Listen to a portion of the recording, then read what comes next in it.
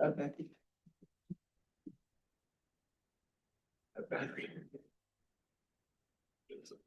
See. You ran low on juice. No, yeah. I'm always running low on juice.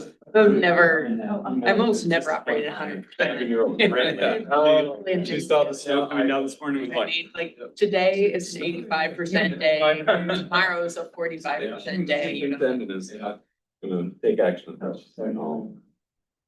No, they have, when it's been up in the hills, it doesn't matter. Yeah. I do have a chart for it, I think I should be okay, it says I've got. if need be.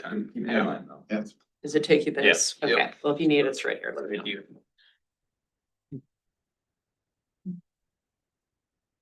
Working? Okay, wow. Well, welcome, everybody. I'm gonna call this meeting of the City of Salem Climate Action Plan Committee together to order. My name is Mickey Varney and I'm the chair of the committee, and the other committee members are Paul Tigan, Ward 1.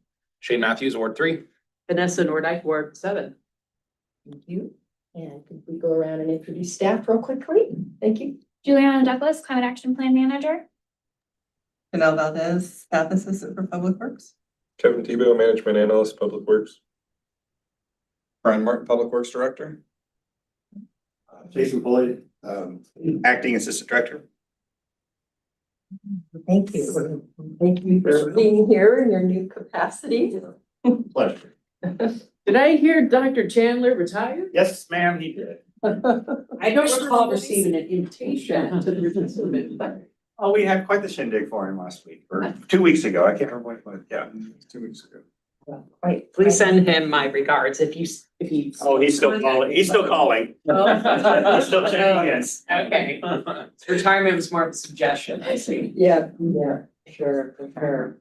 So first on our agenda is approval of the January 14th meeting minutes. I have a motion for approval, please. I would move to approve the January 14th meeting minutes. Second. Okay, that has been moved by Councillor Tigan and seconded by Councillor Matthews.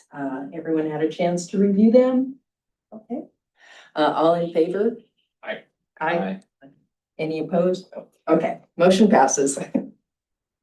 All right, next on the agenda is public comment, and I believe Mr. Carver.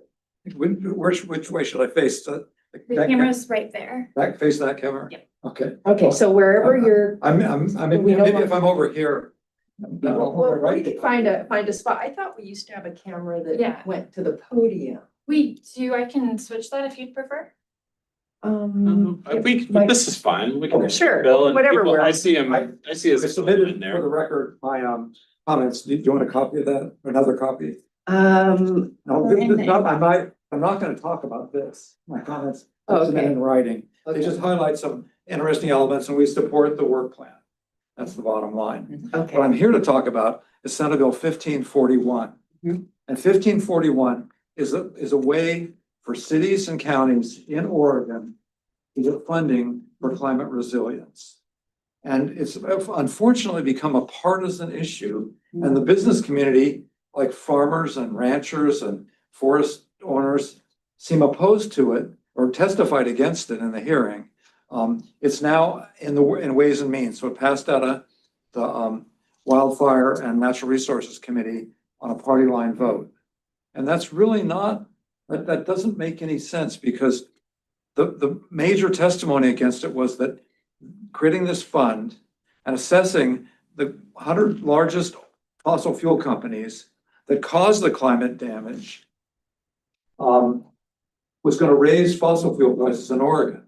And I can tell you, as a professional economist with over 40 years experience, that cannot happen. It is categorically impossible for this bill to raise fossil fuel prices in Oregon.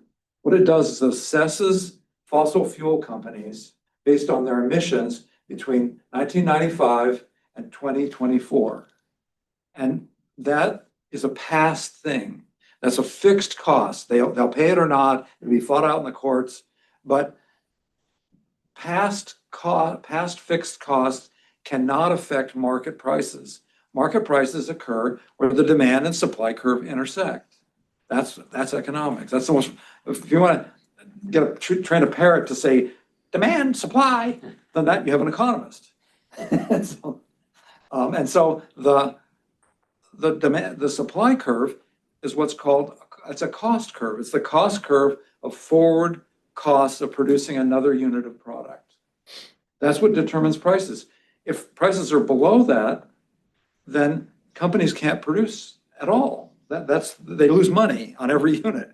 And if the price is above that, then they want to expand production, and they'll expand production until price and demand are in equality, until supply equals demand.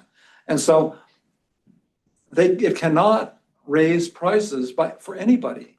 And I've heard informally, I've heard some wild stories or thoughts, well, maybe the oil and gas companies and coal companies will collude. Oh, I'm sorry. Have it on family only. But that was family. And so, but if they tried to sell, if the say the oil companies tried to sell product at a higher price in Oregon than in Washington, then wholesalers would buy product in Washington and sell it in Oregon and undercut the companies that were trying to fix prices to be higher in Oregon. So it's not only illegal to fix prices like that, it wouldn't work. So what this would do was assess these 100 largest fossil fuel companies in the world to help pay for their portion of the damage from wildfires and floods and droughts and any other kind of climate related thing. And in my testimony that I gave to Vanessa, because she's on the legislative committee, I'm hoping she'll carry this to the legislative committee. Well, we can't talk about, Oh, we you can't. know, Okay. yeah, I mean, we have different members. Yeah, I know, different people. Yeah. Anyway, Just, yeah, what I'm that saying would be is that appropriate. I hope discuss. the council members here, of which there are 4, will talk to their other council members and indicate that this process could save Oregon cities and counties from bankruptcy. The town of Talent is facing bankruptcy very soon.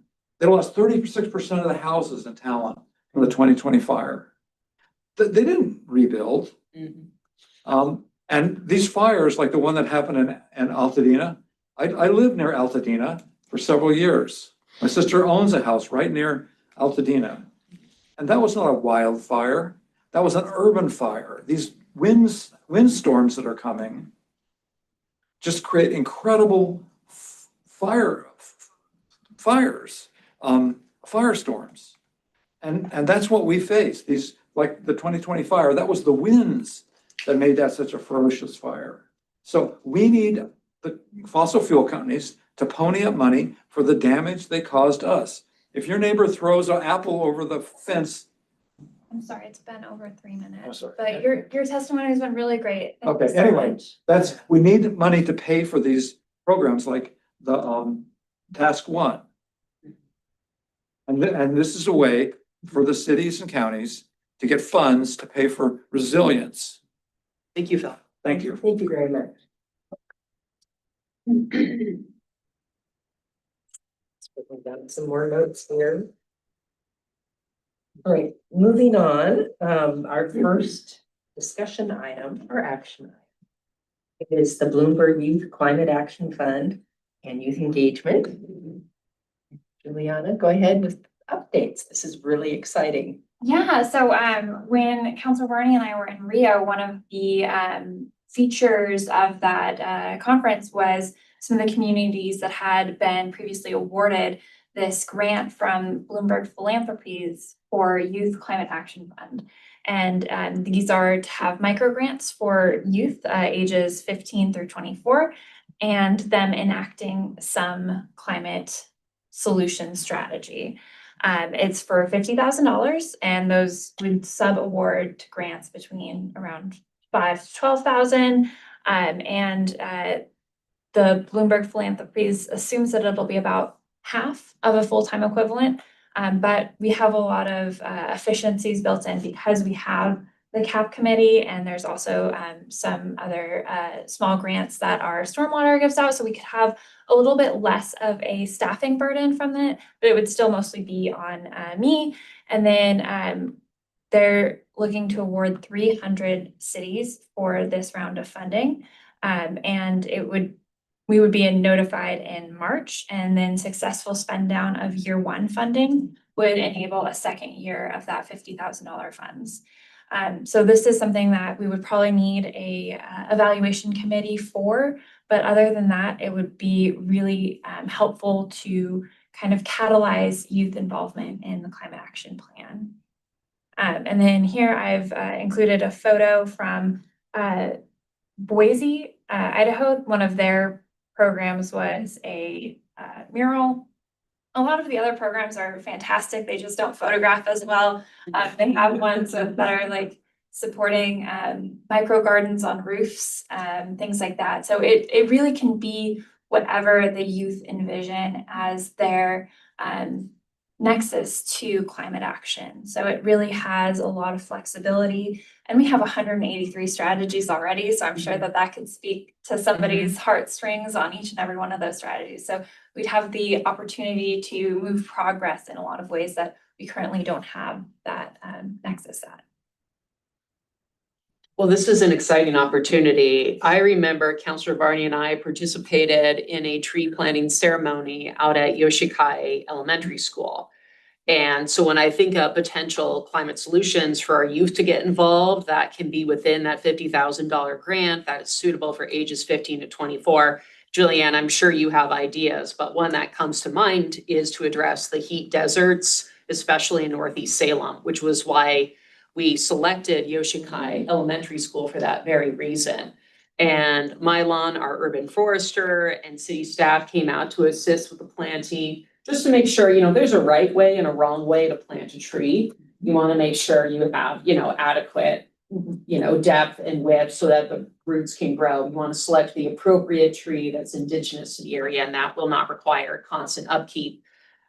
So when I think of like potential youth projects, I would love for us to consider Northeast Salem, because they don't have as many parks. They don't have my ward, Ward 7, has the best tree canopy in the city.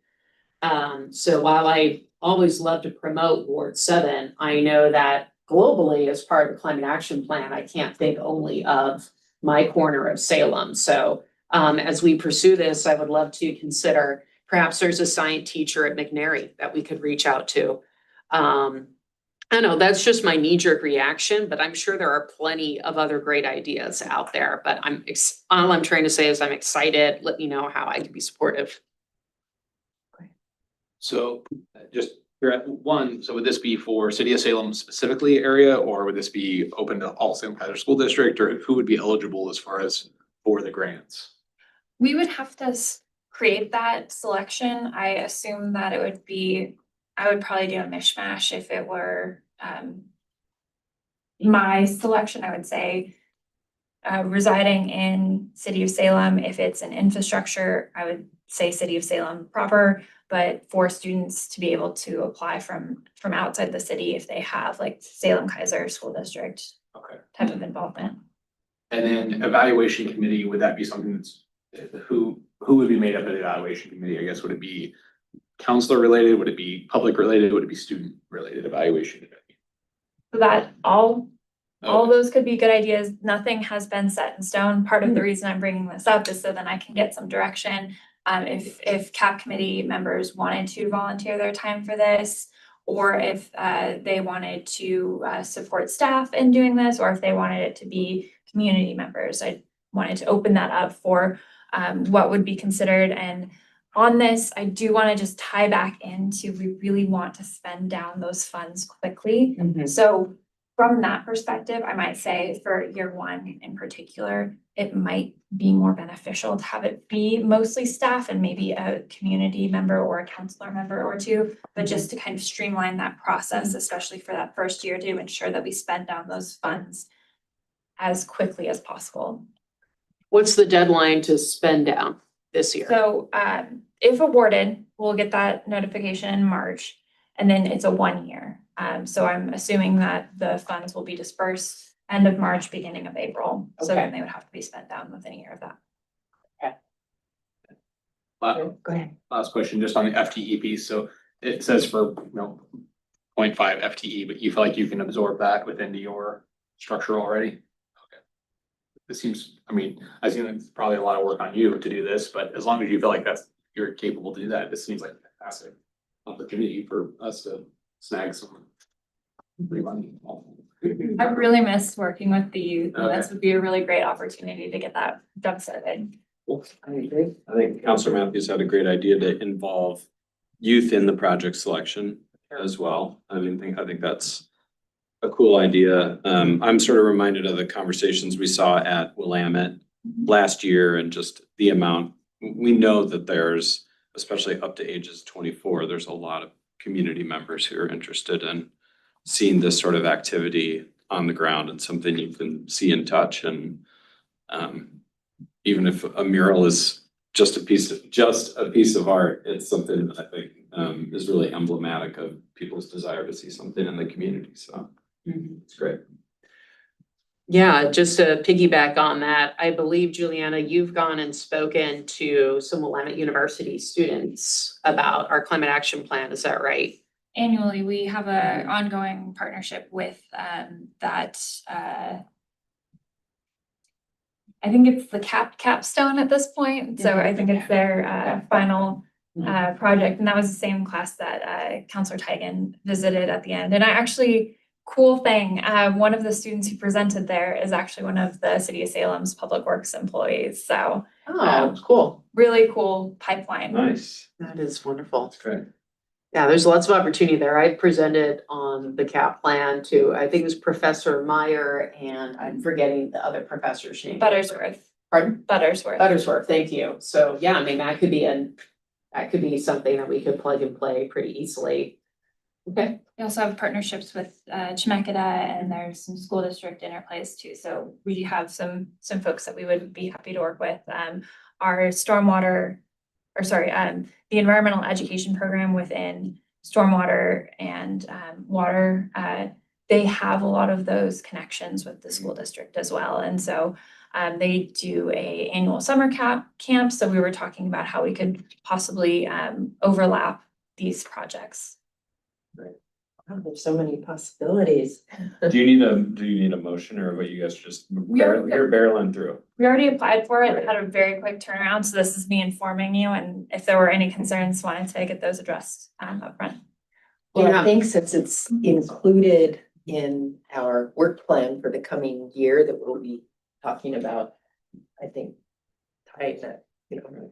supporting the work plan or whatever, since it's a part of it, would be appropriate in that sense. I have a question. The climate youth, the mayor's youth council, was that one in Boise, and there was one in Boston, and other cities have been doing this, and it's just amazing, absolutely amazing. And thank you for bringing up Stevens Yoshikai.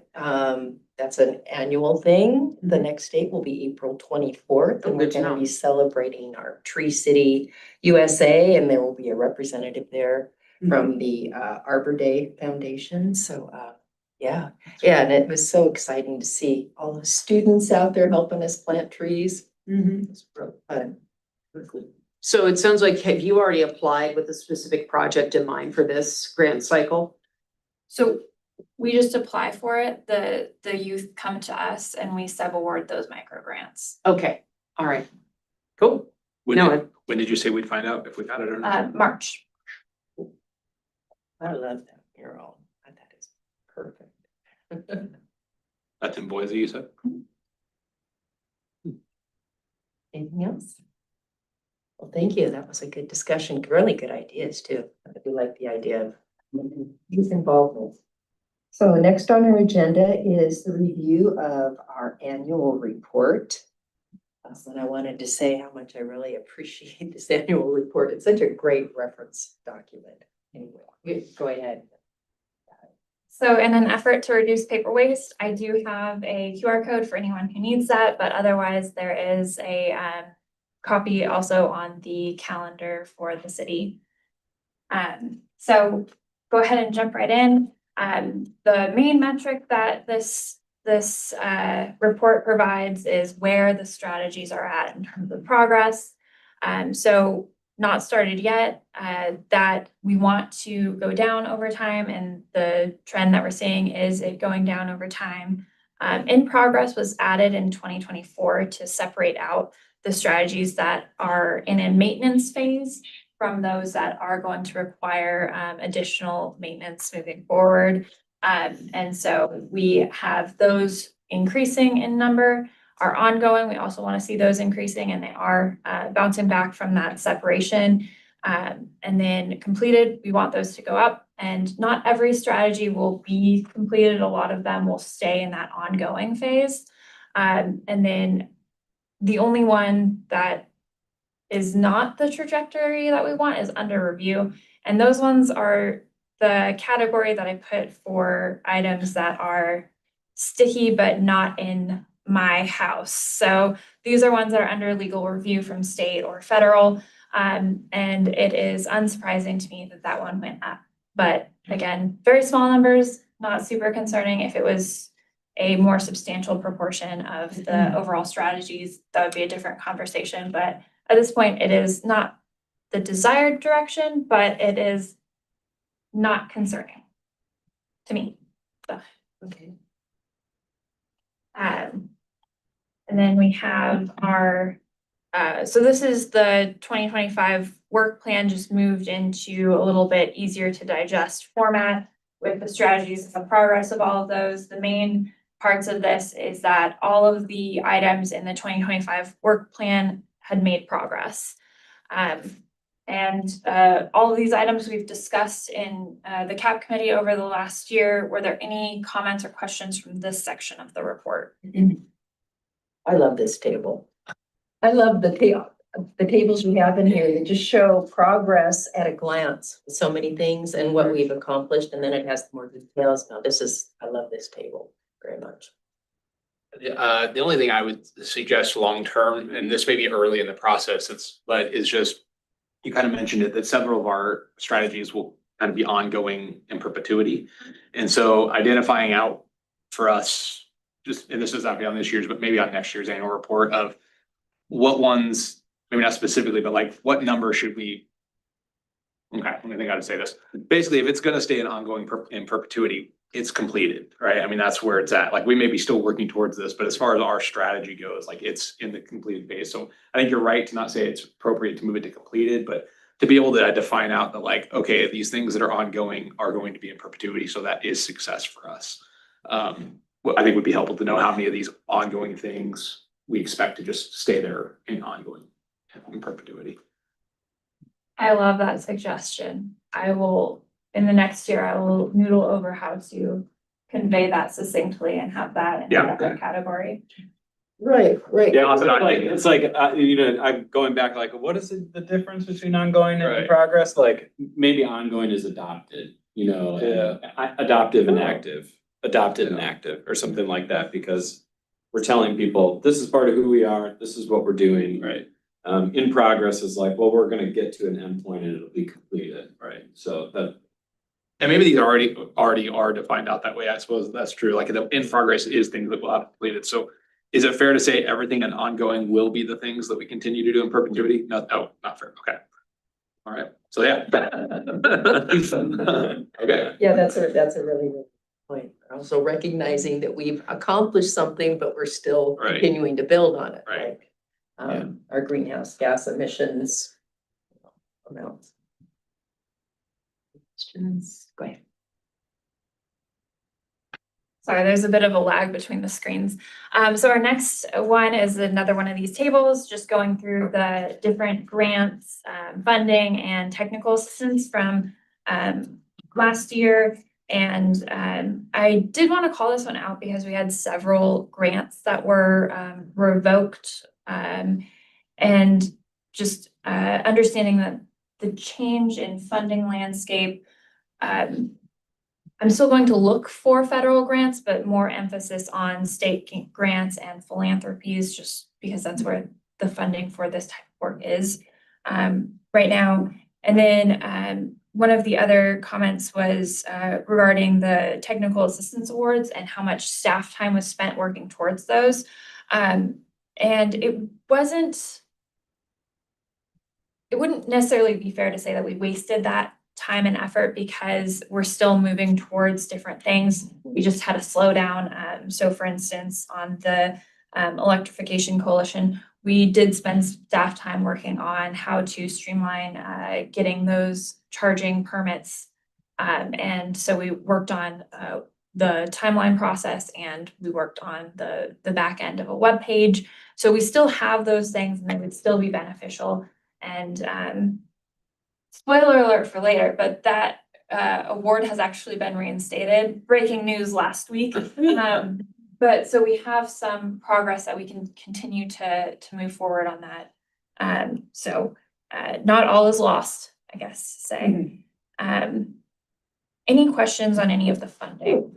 I mean, when I first read this, I was like, we revoked someone else's award. No, Oh. our award was revoked because of the instability of the funding source for the award itself. I mean, the one that stands out to me, of course, is the Tualatin and Neighbors Charging Up one. It's, Tualatin is still leading that. The courts have said that that one should not have been held up, so Tualatin is leading those efforts. So there's a possibility that that might come back. I mean, what stands out to me is the $17 million, not the Tualatin, but did we see any of that program come into the city before it was pulled out? No, they hadn't even finished the grant agreement. Okay. Is that 17 million, was that our projected portion of this, or is that the entirety of the Tualatin grant? Entirety of the grant. Do we know what our portion was projected to be?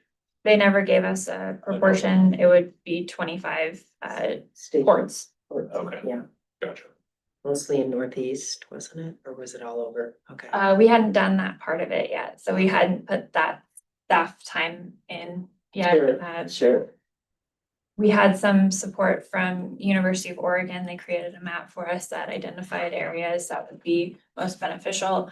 And those were based off of where had multifamily housing, where had nexus to some of the major thoroughfares, and then they had to be in public lots, so they couldn't be gated by any means. Makes sense. Makes sense. Still 25. If you stab those. I suppose this is what irrelevant, because at the moment we're not getting those funds anyway, but are we, the off interstate makes total sense, not behind the gate. Are we finding that most of our electrified vehicles are in multifamily units?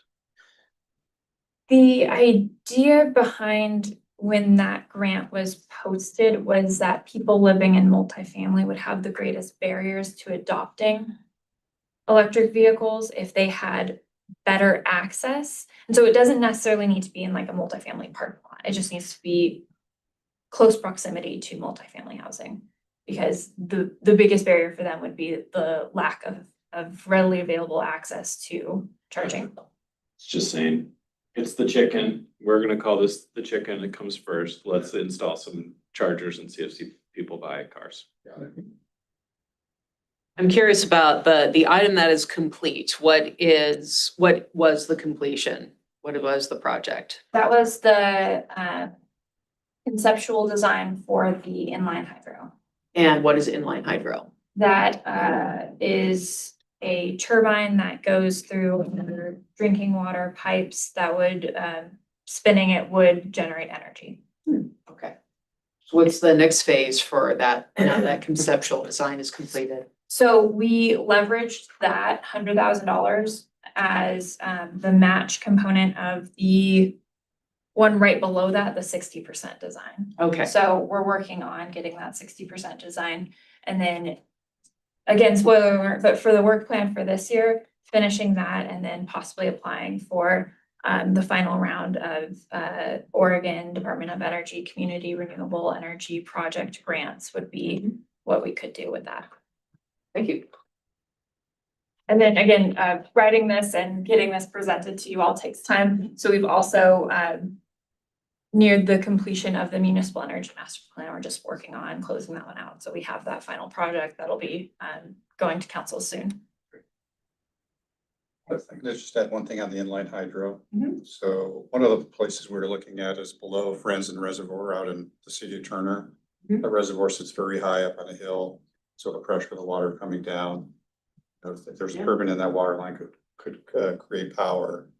There's some return on investment issues too that we have to go through. So depending on how much grant money we get versus what the total cost would be, and then how, you know, what it would take to earn that money back will be something to consider. So that's one of the reasons that's kind of going in phases. Yeah, and that's also one of the reasons why we released half of the funding from that. We originally got funding to do both Turner Control and Franzen, but the Franzen cost was 15 million roughly, and that's way out of the price lines for what we could do feasibly. So we gave that one back. Turner Control has a better projected return on investment. So we're moving forward with the Turner Control, but we our release doesn't have any prejudice. So if something changed in like funding landscape and there was additional ways to leverage that, we could still go after another roughly 200,000 for that.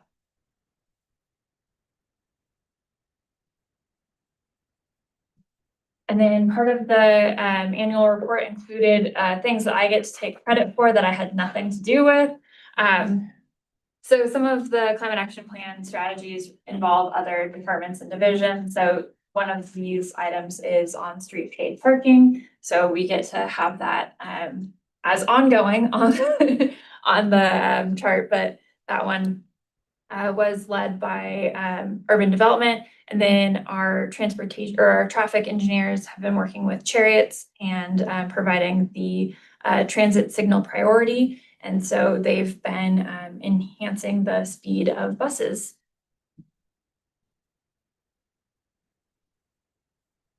And then we had some amazing community engagement last year. So just because we can get some fun photos from that, we had home energy weatherization and energy efficiency. We had a plant walk and we had how-to solar and storage, as well as we did several events for Bike Month. I believe that is all of our annual report. Any questions, comments, feedback? Are there things that you'd like to see different for next year?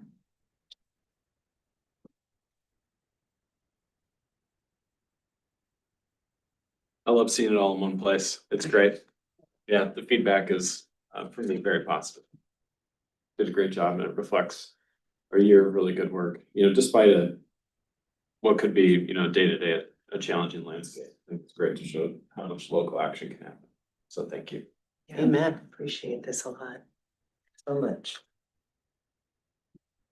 As I said, as a reference document, just to go back and look and questions in it. And even on this, just to review it, share it with folks who have questions about, so what's the company doing? You know, what have you accomplished? I get that question a lot. What have you accomplished since this plan came out? Will you provide this to the council as a whole, like as an information report? Yes. Okay, great. Okay. So process wise, it goes here and then I'll do a staff report, probably try and do that staff report along with the energy master plan just to get everything in, but yeah. Sure. So do you need some sort of a recommendation from us? Okay. Step. Yeah. Okay. Well, thank you so much for that. Well, the next is just trying to say our work plan. Highly ambitious, the highly ambitious work plan. Highly ambitious. That is probably my key takeaway from this. So again, to reduce paper waste, we do have that QR code if anyone needs it. This year, I've identified 11 tasks.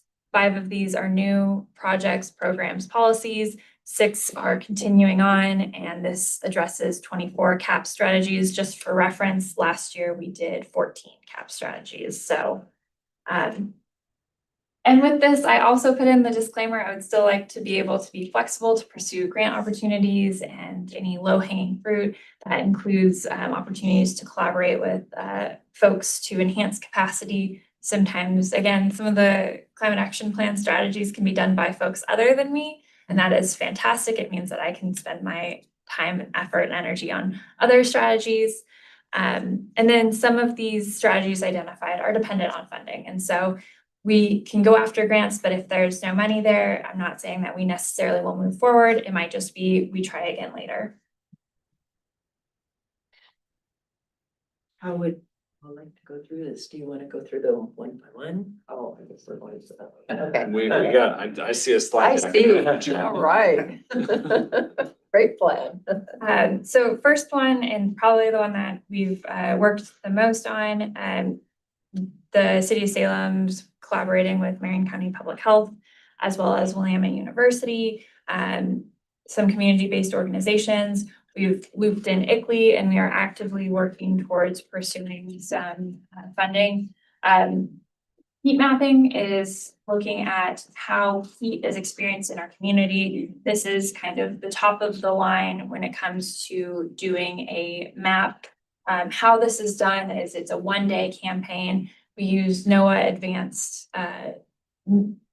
advanced weather prediction services, and they estimate a 2-week period where we are likely to have the hottest days, and we try and get in on a day over 90 degrees. And we have one backup day selected, and we're going to use about 55 volunteers throughout the community, and they get to have these super cool antenna things on their cars, and they drive around in specified routes. And then Kappa Strategies, again, the leader in this technology and mapping, they would put together a map for us, and that map would be a baseline for several different community plans. Internally, it'd be helping to inform our tree canopy where we want to emphasize additional tree plantings. It would also help for things like our risk and our HR, because we have staff that work in the field. And if you know where the hottest areas are, you can better plan out scheduling to avoid adverse health impacts for staff. And our plan is to work with that, as well as we have temperature TMDLs, or total maximum daily loads, for our rivers and streams. And so we want to know which areas can we impact most, that we could lower those temperatures and those streams down. So pretty big project, and it's actually got a pretty reasonable price tag. The heat mapping itself is about $30,000. Again, we are actively pursuing funding for that. And just depending on where the funding would come from, it might mean that we'd be looping in a few extra strategies. And that's why this strategy in particular covers 6 of the CAP strategies. This task covers 6 of the CAP strategies. And that's because we'd probably have to pull in some other parts of our climate action plan for that funding. I have a question about that. I think this is a wonderful idea. When I think of heat mapping and air temperatures, I'm mindful of the intersectionality between this and poverty in our area. There are some residents who can afford, the state-of-the-art air conditioning system for their home. And we have met plenty of other residents who cannot afford the rickety old unit that you stuff into a window. So if we're going to be doing regional heat mapping, I think that makes a lot of sense. But I will be interested in the overlay between where are the hottest parts of town and where are the poorest parts of town, and how do they overlap where they don't already have air conditioning, or dealing with freezing cold temperatures. I know that our Salem Housing Authority has been working with our senior housing to service existing air conditioning units and to do more work. So I'm mindful of the fact that there's senior housing in the area, for example, where those folks can be particularly vulnerable to extreme temperatures. So are you going to take into consideration that overlap between climate resiliency and heat mapping? Yes, and that kind of depends on what the funding source looks like. But our main partners in this are Marion County Public Health, and Michael over there, who gave a presentation last year, he is working with the health-related community-based organizations. And the idea for some of the funding that we're going after would also be creating a meeting in a box. And that's where we would have the community organizations go out, give these presentations, be like, here's where the heat is experienced. They would also connect people to services and information on how to stay safe in extreme weather events. So that is a main component of the task that we're hoping to include. Again, that one would be a little bit more expensive and that one would take more time. But Michael has set up kind of that framework, and as he's public health, he would probably be leading those efforts and we would just be in support. Okay, I just want to be mindful of that. I mean, yes, of course, funding dependent is is such a governing model in so many things we do here at the city of Salem. But yeah, I'm just mindful of where we do have finite resources to help, you know, let's make sure they reach our most vulnerable. Maybe my policy preference. I think I already know the answer to this, but in thinking about the Marion County presentation that was here a few months ago, from Michael, that kind of dealt with the same thing about heat mapping and cool mapping, right? But I'm assuming that it was more from a global aspect of what our entire community is experiencing as far as the overall temperature, and this is more individualized down to a specific neighborhood, being able to say this with how hot this neighborhood gets as opposed to just globally this how hot our city gets. Is that the difference between them? No, so Michael's never done this. We would be working together to have, because it's on a single day. If we did our heat map separate from Marion counties, they would have to do a completely different one that also includes Salem, because you can't necessarily compare different days. Right. So it would be the only one done in our region. Well, what I mean is the information he brought last time was all about how hot Salem is and how cool Salem is. And so where did they get that data from? Those are surface temperatures. So those are just based on the overall global aspect of Salem as a whole and what our Yeah. total temperature was. This breaks it down to a neighborhood of what it is. How I would differentiate is one would be experience temperature and one would be like surface temperature. Okay, They are slightly different. okay. Experience, like you'd be measuring inside people's houses or No. So it's still It's air outside? temperature, but Yeah. that's normally not what's measured. Got it, okay. Oh, okay, versus. So are they adding additional factors? I think it'd be good to know what that means. Adding additional. Well, just, you're saying air temperature versus air temperature is kind of, it sounds like. Yeah, so when you look at, oh, I know what okay, yes, so the maps that you were talking about last time with the different temperatures, those are based off of weather monitors. These ones are done much more granularly. They're going through the community. Into So the yes, neighborhoods.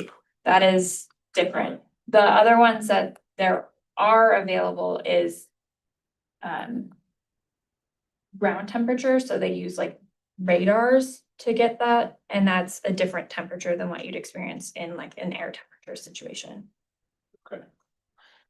I mean, I think this is fine. Like you say, the cost is very minimal as a whole. And so if we can get a grant to cover it, it seems like this will get better data. I guess I'm just trying to figure out, can you gather the same data by strategically placed thermometers in 10 different parts of the city to gather what it is in that same time? Yes. Or what would ultimately be a cheaper price? Not that this is a bad price, but I'm just wondering, like, do we get such greater data by utilizing 55 volunteers and having it done this way, as opposed to just placing strategically placed thermometers? The main reason for their price is their data analysis. Okay. So yes, we do want that as opposed to us trying to get that Do it ourselves. together, yeah. Okay, that makes I mean, you sense. don't want to use the thermometer from at home and go. Well, I mean, that's what I was just thinking. I'm like, I can grab a thermometer from my house. You Just grab yours. sanitize them first, Yeah, okay? we'll take it out. I'll put mine in Northeast Salem. You can put yours where you want it. Like, we'll just pick some different spots. I love, you always have your eye on the bottom line and cost effectiveness, and I appreciate that. I honestly do. Thank you. Well, if we don't get funding, I'll let you know that we. Yeah, bring my blouse. Thoroughly sanitized. I know you don't go out on Earth Day or Yeah, something, you yeah. know? The only, maybe the one thing I'd add here is, have you thought about using Earth observation satellites? There's new satellites that have the ability to measure surface temperatures to like 3.5 meters in resolution. I've conversed with some of the people in these companies and they're always looking for new proofs of concept. And if someone's collecting in situ data, like ground data, that they can marry up with their observations, that might be an interesting possibility to see the entire city rather than just the work of those 55 volunteers. The company that I've talked to, I have no connection to these people financially or anything like that, but It's called SATView, SATVU. And I think they have 2 or 3 taskable satellites up right now, so like they actually can go and program a time to measure at a pretty wide swath with really significant resolution surface temperatures. That's fantastic. I can follow up with you if Yes. you want an introduction. And Willamette University was looking to have, so those are the air sensors from Kappa Strategies, and then Willamette has kind of low-cost sensors. And so their research plan was to marry them, to have both sensors on one vehicle, and then do a kind of truthing and figure out what the difference is, and then they could use those lower cost sensors to provide similar types of data to communities that don't necessarily have the ability to pay for the Kappa Strategies. So yes, it's definitely a great thing. I will certainly connect you to Willamette University, or I could just pass along the information that you shared, and there could be great opportunities for research. Oh, yeah. Second item is the greenhouse gas emissions inventory. So the last one was done in 2021. It's recommended every 2 to 5 years. So 4 years is a pretty decent sweet spot on that. This one, we already have a ICLEI membership, and we'd be using the ICLEI ClearPath tool for the emissions inventory. We'd be using CAB staff, not consultants. And we would be using the data that aligns across other reporting requirements, namely in this one, our mobile from the 2016 and 2021 used Google Environmental Insights Engine, and they do not seem to be supporting that section of their EIE anymore. And so we'd be using the same ones that the transportation uses, so that would help keep reporting consistent across different items. And we would also be uploading a phase 2 of that climate action plan dashboard to provide the emissions inventory. And this would cover one CAP strategy. Any questions on this one? Don't worry, it's a little bit more boring. Let's go ahead on to task 3. But important. Come on, we need those. I know it's We need those metrics. So task 3, I kind of smushed all of the different items that we were working on for reducing the city of Salem's energy consumption into just one task. And so this is continuing things that we had parsed out between 3 tasks last year. So this is a big task, but it's very focused on reducing municipal energy use. So this is everything from continuing our enrollment in strategic energy management, which we received a few $1,000s from last year. We are going to be working on implementing the municipal energy master plan. We still have a couple years to get into compliance with House Bill 3409, the building performance standards, and then working on the policy implementation cohort with ICLEI. And all of these items only cover one CAP strategy, so it's not always one for one on these tasks. Oh, any questions on that? Oops. Yeah, we're good. Questions on that one? Okay, moving right along. Next one would be continuing the workshop series. Our internal green team did a great brainstorming session, and we came up with quite a few items to work on this year. The energy efficiency and weatherization workshop was a big hit. We want to expand that. The presenter on that can also do a all Spanish version. So we want to kind of work with our partners on that and make sure that we provide that information as equitably as possible. There were interests on streamside health, and there's a broader category of trees. That one needs to be honed in a little bit better. But recycling 101, backyard composting, repair fair. And this one, I'm gonna try and lean on some capacity from others. Circular Salem's really interested. So there are ways that we can kind of move forward on that. And again, expend less of my capacity. And then bike month again, and that is in May. So working on those ones. And this covers 4 CAP strategies. Juliana, while we're on the subject of workshops and seminars, have you or another member of staff presented recently to, there's this sustainable community in the Pringle Creek, former Fairview area. Have you guys presented to them lately? Because I know climate action is something that really unites that community. Have you spoken with them recently about any CAP activities? No, I haven't, but one of their members is really active with CAP. She is one of the folks that submitted public comment for today, and I can check in. Yeah, I'm just wondering, you know, I was chatting with some residents and it seemed that's still something of great interest.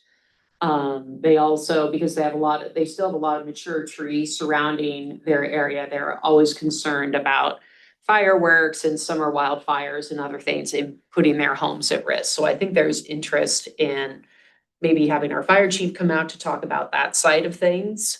But I don't know, it just seemed like it seems like they would be interested in perhaps hosting a workshop. They have that neat community space in their neighborhood. That would be perfect for a workshop like this, if you want to take it to them.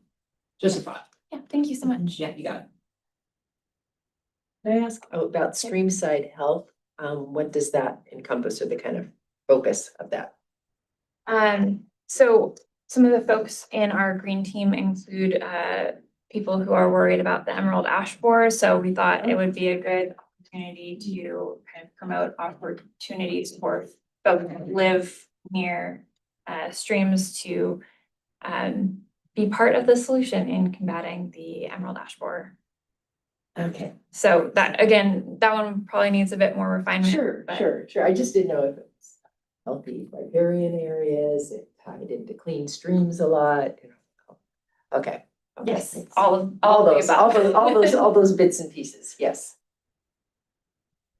Item 5, so statewide, home energy score has been getting a lot of momentum. The Oregon Department of Energy has a technical assistance program with implementing this. And so I also know that it's a bit of a hot topic. So what a home energy score is it's when homes go on the market, they would get essentially this document. It's a few pages long, and it is like that snapshot that you see when you're buying a new car, and it tells you how efficient that car is. It's that same concept, but for a home. And so this year it would be about evaluating how the city could create one and what that would look like. I would want to start with small group sessions with industry professionals, working on making sure that a program that was implemented would work with the folks in our community. But the idea behind this is to reduce energy consumption and improve energy affordability in our community. And this aligns with, in addition to the 2 CAP strategies, it aligns with Salem Housing Production Action J, and it's related to the housing needs through increased utility costs. So we're trying to promote affordability in the community through this action.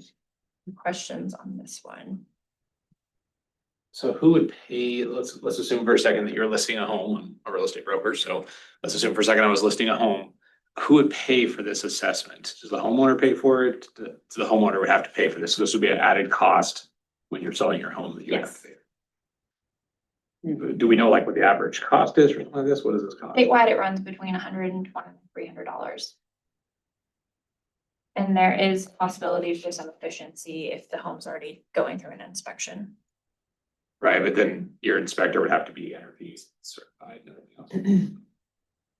I don't know, I lean.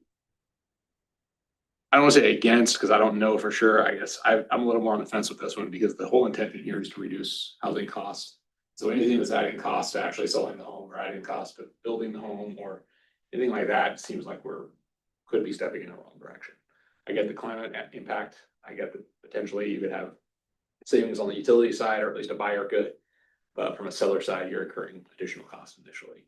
Would it be required? I mean, that's what the proposal here is to implement a city ordinance that requires a home energy score to be provided to a prospective home buyer. And adopt a mandatory home and building energy with energy rating system criteria. So the idea behind evaluating it is evaluating what the city would want to put forward. There are some communities that have done opt-in. There are other communities that have done mandatory. Part of this year would be to evaluate those approaches and to see what one would work the best in our community. Okay, so by signing on to this task, we're not signing on to the intentionality behind this, because I know that that's the EN 20 and EN 21 are already adopted or are already part of our plan. So I just want to make sure that because we're taking on task 5, that we're not suddenly validating those 2 parts of our plan entirely. Task 5 is to evaluate.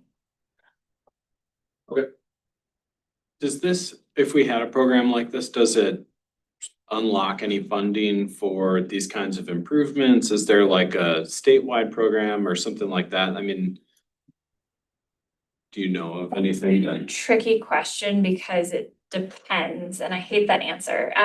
So some of the communities that have this program and have associated funding, Ashland would be, Ashland and Eugene are Gold Star, and why they're Gold Star, Ashland has municipal energy and Eugene has EWEB.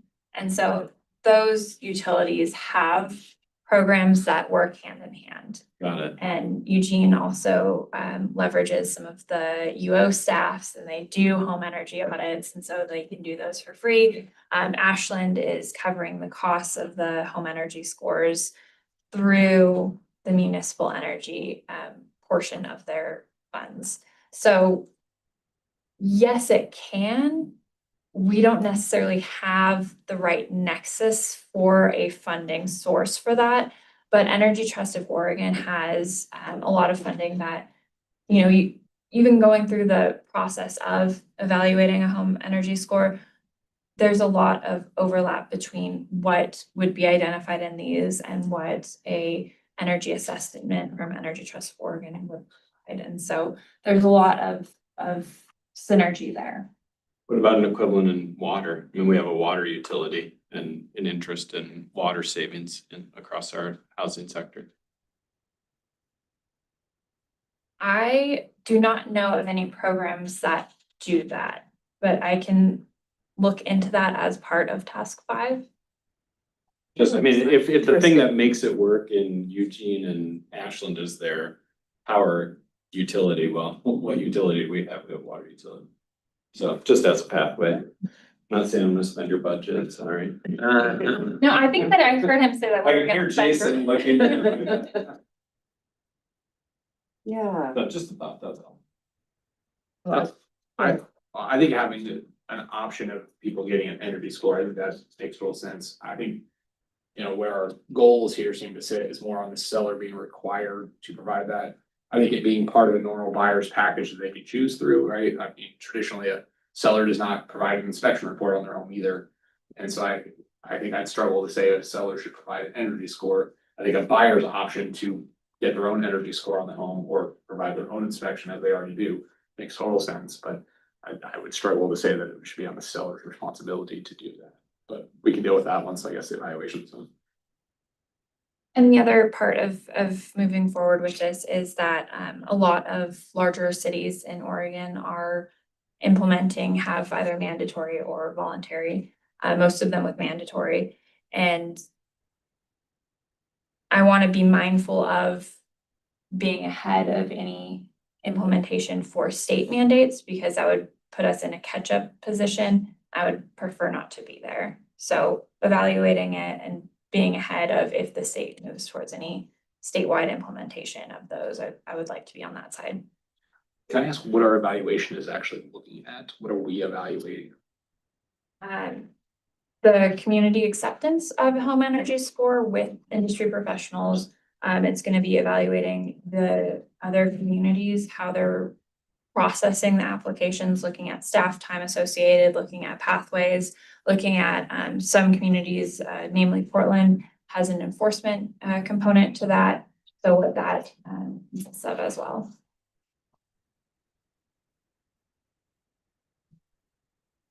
No, I think I love the idea of really looking at this, especially incentives for people who are selling their homes.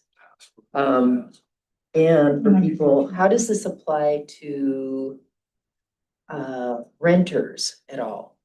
Portland currently has a program that they're looking to roll out regarding renters. I don't think that anyone has an active renter branch of the home energy score.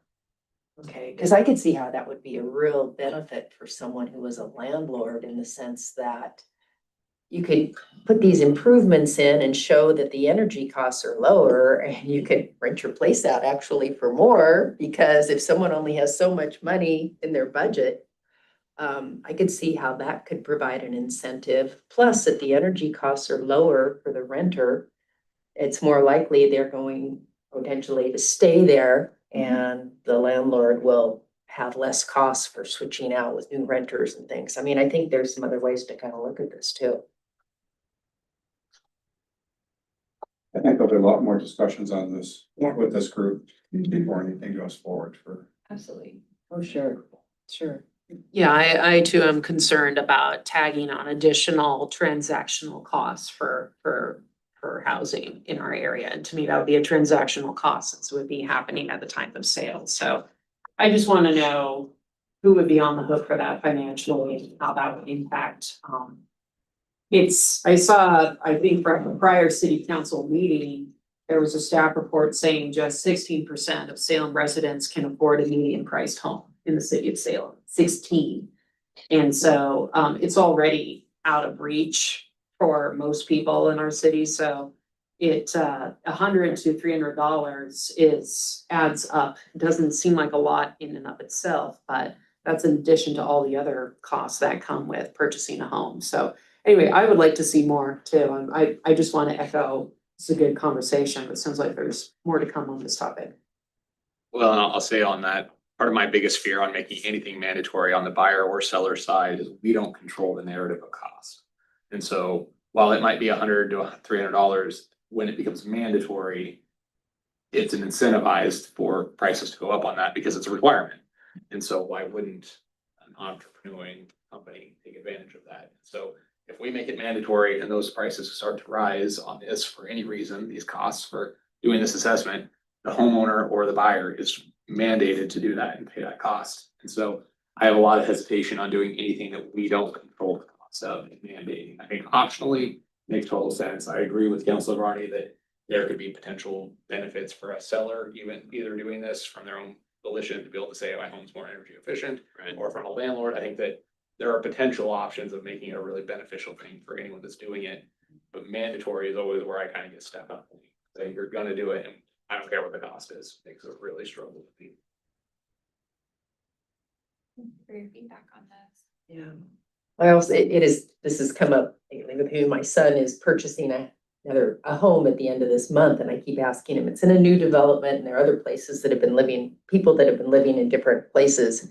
The whole area is almost completed. And I said, well, so what's the energy gonna cost? Because he's working out all his numbers with his mortgage and the rates and what he has money for with his salary and everything. And he said, well, I'll look into it. And I keep texting him and he doesn't have that information yet. But I just feel knowing how much your home and your energy bill is really an important part of purchasing a home. I And get that's that all the something that can't be shared, so you can't tell, same that the city can't provide, like, here's user history of water usage. Energy utilities can't be like, here's user history of energy costs. So it's a unknown cost currently, and so the idea behind it is to make that more of a known. Okay, It's not entirely unknown because it's pretty common for sellers to share their utility bills. So that they can basically get a trend line. And so I wouldn't say it's completely unknown, but it's something that, like anything else, it just has to be asked for. okay.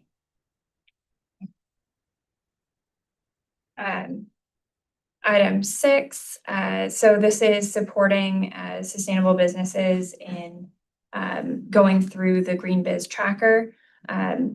This item was previously handled by Marion County in their Environmental Services Department, and they have stopped receiving staffing for that. So I filled in that gap, and the idea is to continue until they're able to backfill that staff. But just from being in that position, we got a notice of a grant funding that went out to sustainable businesses. So all of the ones that had gone through the questionnaire and had been recognized as sustainable businesses, I sent out this notice of grant, and we had the second most applicants in the state, and they only had a 5-day heads up to apply for it. And again, it's because I was filling this role. And so 8 businesses in Salem were eligible for modest grants, and for a small business, that can be a lot. And so I would support continuing my capacity in this and to continue to help businesses matriculate through, go through their questionnaires with them.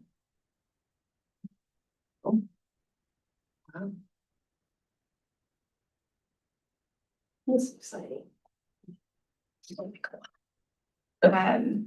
Enabling factors for low emissions transportation. So we have a grant for bike and pedestrian safety PSAs. That one's going to be closing out at the end of May this year, working on pursuing opportunities to support charging infrastructure.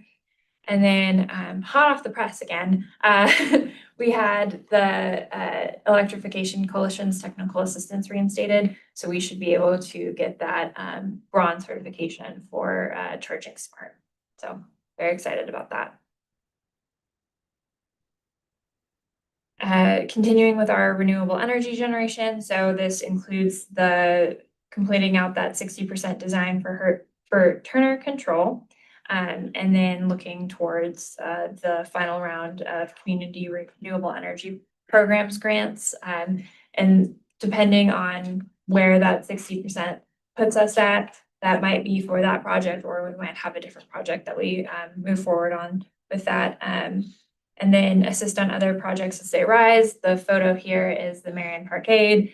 And again, working with urban development, we were able to do just like a general feasibility assessment for that site. This covers 2 CAP strategies. And then our last couple items, so task 9, support electrification of combustion engines. So this is one that we started talking about last year about some of the hand tools, getting some of those to switch from gas to electric. And this is doing more of that feasibility. And then other departments and divisions as they look towards electrifying some of their fleet, supporting them in their trajectories. Task 10, youth engagement, we've already discussed that. And then task 11, resource conservation goals. So the Solid Waste Committee through Linda Nishioka had requested having some goal setting and policy creation for reducing the waste sent to landfill. Ask a question on task 9. Absolutely. So with task 9, I know that currently, we'll essentially, like on vehicles, I think we have a 30% threshold, right? So we'll spend 30% more on a vehicle as long as it's electric. Do we have that same threshold on 2-stroke engines? So like, what is our threshold of what we're willing to spend more on? We don't have that. That would be part of this, is be evaluating that. So would the evaluation come back to us for approval before moving forward, or would the staff make the determination on how much more we're willing to spend on electric versus gas? So I think that just procedurally, I can report back. I think that staff, it would be up to departments to work on those policies. So I can certainly report back and let you know what they're thinking, considering. Yeah, and we can gather more information on it. Some of the departments are already making switches. Parks especially have been making some changes. Public Works has started doing some as well. And that's one thing that gets looked at, is what's that cost differential. But I don't recall where that threshold is, so we should be developing something for that. Yeah, I would think that at least from just a cost perspective and a financial analysis, we should have some sort of threshold set of like, this is what we're not willing to go above. I mean, if it's double the amount of money, the cost can't outweigh the benefit. And so I think that would be interesting to see that come back.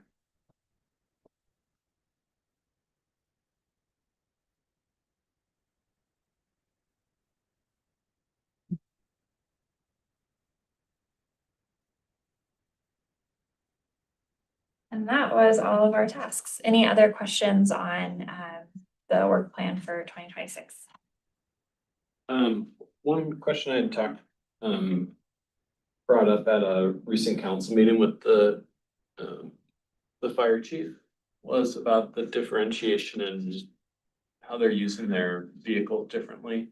With maybe the REACH program, but also it just seems like they're making some really interesting data-informed decisions about where to send full paramedic engines versus where to send transport vehicles.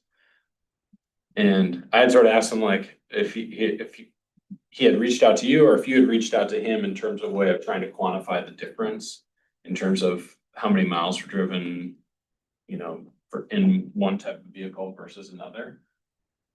If there's that much savings or difference, if it's, worth quantifying. And he's like, well, for being as data driven as we are, that's not one conversation we've had. So I wondered if there was, I don't know that they're gonna make different decisions about emergency response by climate impact. In some ways, like, I hope they wouldn't. But it also seems like they're making different decisions and it seems worth quantifying. Yeah, and thank you so much for facilitating that conversation. I did reach out to his staff regarding that, and they are working on an evaluation. I've offered to support if they needed anything, and so you fostered that connection. So thank you for that. Well, facilitates a strong verb for that is literally like thinking with my mouth open. So, Take the win, right, Kevin. there you go. Single-handedly completed by Counselor Diagon. Great, happy to hear it. I suspect it will. We've all seen the REACH vehicle is like a regular van and it doesn't have that same heavy duty apparatus. It's a much lighter vehicle. So I'd imagine it consumes less gas in lots of different ways. So anyway, yeah. If they just looked at miles logged, if they occasionally read the speedometer, it's almost like those water bottle meters, when you put your water bottle underneath the water dispenser and it starts counting up the number of plastic bottles saved. If you just simply log the odometer miles for the REACH team vehicle and compare that and just assume that you sent a much larger, heavier vehicle to the same, you could crunch some numbers potentially. There may be a more fancy way of doing it, but I'm taking the Counselor Matthews home thermometer approach to this. Way to do it. Well, There's another one. Yeah, Maybe that was great. I understand a lot of this relies on how the call center triages the calls. Because right now, I asked at a neighborhood association meeting a couple of weeks ago when the battalion chief was there. And I said, so how is that determined when a call comes in? If there's anything kind of in question, sometimes you can get 2 or 3. You could have REACH and fire and ambulance all showing up someplace and then they get dispatched away if they're actually end up not being needed. So that's kind of looking at it from a different perspective. The more different programs we put on, how can we still be more efficient? In making sure that we have the coverage, et cetera. So just kind of curious. Yeah. You also need to be mindful of the kind of ideas you spit out at a city council meeting, because people might actually go like, do something about it. So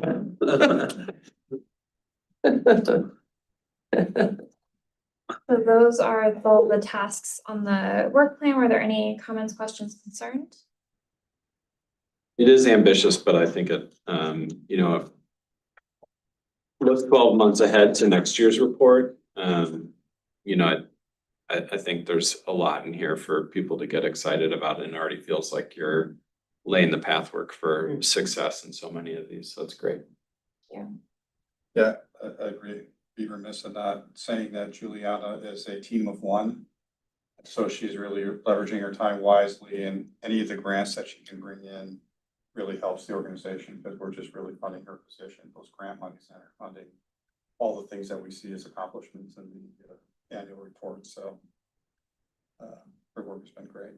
I do want to thank some of our additional team members, the staff assistants that are helping with this meeting. That'll be really helpful. Brian and Jason both assist as well in great ways. So it's it is a team of one, but have so much support that it's kind of like a team of 1.5.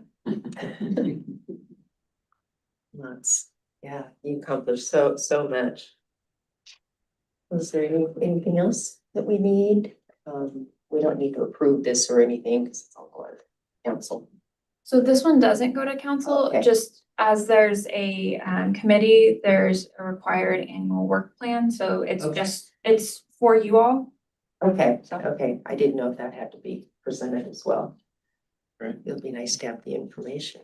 It doesn't come through as an info report or anything to council at all. It hasn't, if there's a want for it, I don't see why not, but I don't think there's a need. If you want it to. It's up to you. I don't think we need a full presentation on it, but I think it's fair enough to say that at least the council should see it in their information report. I would Okay. agree. So that they know what to expect. Catch it, Yeah. yeah. Mhm. That's a good point. You never know what someone's gonna wanna talk about at 10:30 at night. Forget it. I'll put it in. We don't need the information report. We should have an amendment to council rules that any questions raised after a certain hour must have majority support. Yeah. We're gonna vote on whether we're gonna make staff answer that question. Oh, I'm so sorry. Krishna, is your hand up? Yes, can Okay. I just make a quick Front row, comment? the boss was watching all Here world. you go. Oh, we can't hear. Oh, you can't hear me? Uh-oh. My report. It's okay. I'll just type. No. How about now? Can you guys hear me?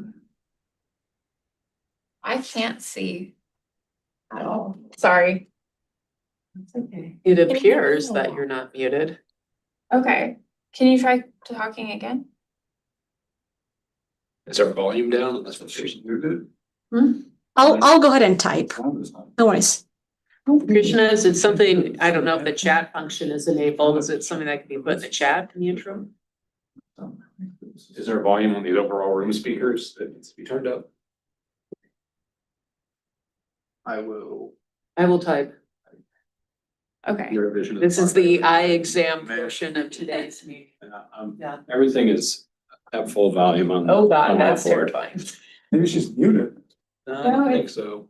Wasn't showing up that. While she's typing that, just wanted to give a little awareness of a few things we have going on. March 13th, there's a tree planting at Eagle View Park, and that's in West Salem.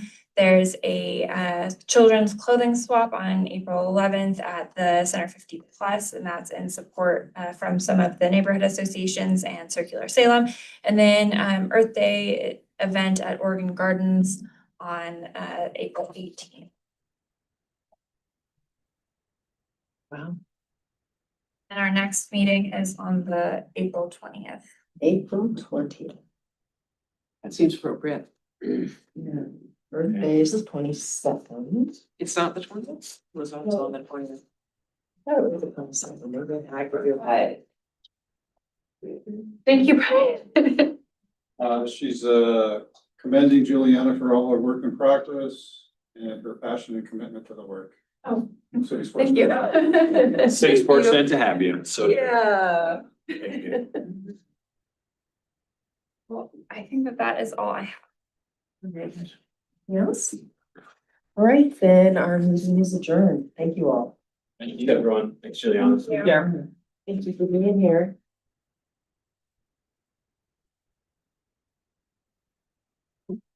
See you for finance today at 4.